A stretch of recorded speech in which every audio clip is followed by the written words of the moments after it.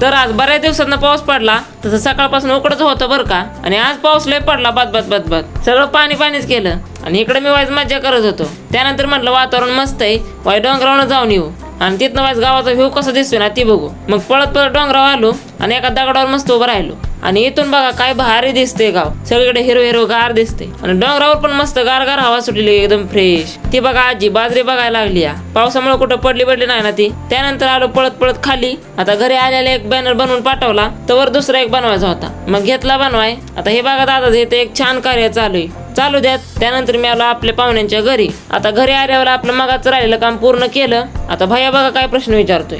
घेतले आता शब्द काय? घेतले हा घेतले म्हणजे घेतले. एखादी वस्तू आपण घेतो, हा मग ती आपल्याला मिळती, मग ती आपण घेतली.